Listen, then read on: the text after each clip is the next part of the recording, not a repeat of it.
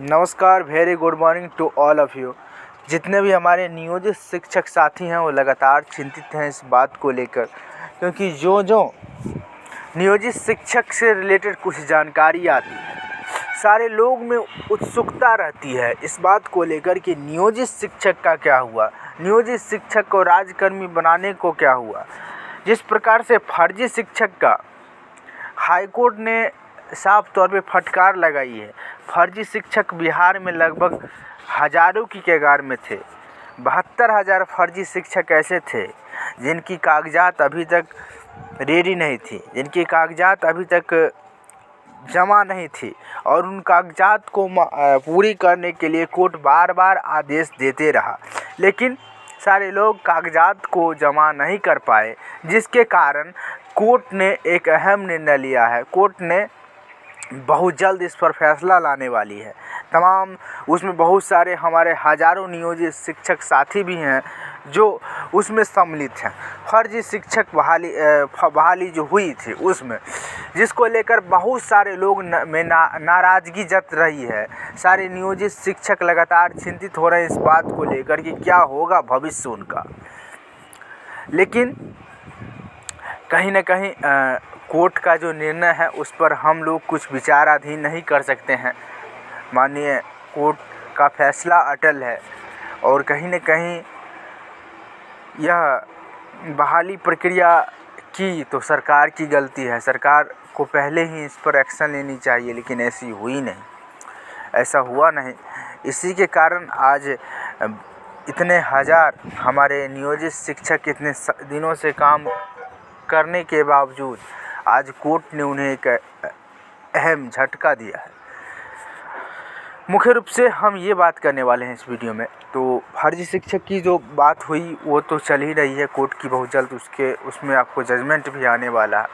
काफ़ी लंबे समय से केस चल रहा था, कई सालों से केस चल रहा था फर्जी शिक्षक का।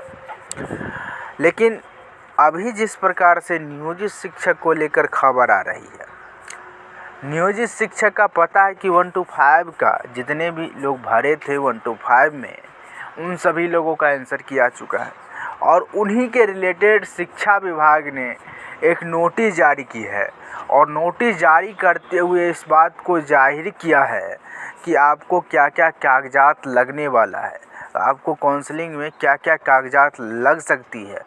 अगर अभी तक वो नोटिस आपने पोर्टल वेबसाइट पर से डाउनलोडिंग नहीं किया है, तो मैं आपसे कहना चाहता हूं, जो शिक्षा विभाग की पोर्टल वेबसाइट है वहां से जाकर उस पीडीएफ को डाउनलोडिंग करें, समझें, पढ़ें, इसके बाद आप उन कागजात को रेडी करने में लग जाएं। मैं यही कहना चाहता हूं, ठीक है, क्योंकि शिक्षा विभाग के माध्यम से नोटिस को जारी कर दिया गया है। तमाम नियोजित शिक्षक जो काउंसलिंग प्रक्रिया चलने वाला है उसके संबंधित जानकारी पोर्टल पर मिल गई है। आपको अगर वह पीडीएफ लेना है तो आप हमारे कॉन्टैक्ट नंबर से संपर्क कर सकते हैं। हमारी टीम के माध्यम से आपको पीडीएफ प्रोवाइड कर दिया जाएगा। साथियों, मैं आपको बता देना चाहता हूं, हालांकि मेरे चैनल के माध्यम से वीडियो नहीं मिल पा रहा है, लेकिन मैं माफ़ी चाहता हूं। लेकिन आप सभी से मैं यही अपील करना चाहता हूं कि आप सभी लोग चिंतित ना हो। कोर्ट स्टेटस आपका जो माननीय हाई कोर्ट में केस चल रही है, नियोजित शिक्षक का जो मुद्दा चल रही है, सक्षमता परीक्षा के विरुद्ध जो चल रही है, समानता को लेकर जो केस चल रही है, उसकी जजमेंट बहुत जल्द आने वाली है। और जैसा मैं आप लोगों को पहले भी बताया था कि होली के बाद हेयरिंग हो सकती है, क्योंकि 16 तारीख के बाद इस केस का कोई स्टेटस नहीं आया। हाई कोर्ट के महान जज महोदय के माध्यम से होली के बाद इसका सुनवाई रखी गई है। होली के बाद ऐसा उम्मीद जताया जा रहा है कि तमाम नियोजित शिक्षक का नैया पार होने वाला है। तमाम नियोजित शिक्षक का वह सुनहरा पल आने वाला है जो कई वर्षों से करते आ रहे हैं। सरकार के विरुद्ध जो हम लोगों का केस है, जो केस फाइल हुई है सक्षमता परीक्षा के विरुद्ध, समानता को लेकर, उसकी जीत 100% होगी। और हम सभी लोग ऊपर वाले से प्रार्थना भी करते हैं, क्योंकि बहुत सारे हमारे ऐसे नियोजित शिक्षक साथी थे जो एग्ज़ाम नहीं दिए हैं, और वह इस आस में डूबे हुए हैं कि आखिर वो समय कब आएगा जब नियोजित शिक्षक का हाई कोर्ट के माध्यम से, हाई कोर्ट के द्वारा सूचना जारी किया जाएगा, अधिसूचना जारी किया जाएगा, उसमें बताया जाएगा कि तमाम नियोजित शिक्षक का जो मांग है उस मांग को कोर्ट ने स्वीकार कर लिया है और इस पर रिजल्ट विचाराधीन देकर रिजल्ट को परिणाम घोषित किया है।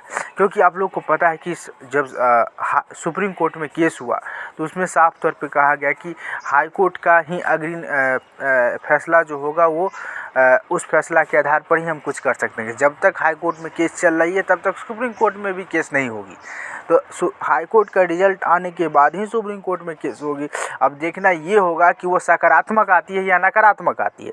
अगर नकारात्मक आती है तो फिर सुप्रीम कोर्ट की दरवाज़ा खुली हुई है। अगर सकारात्मक आती है तो तमाम नियोजित शिक्षक की नैया पार होने वाली है।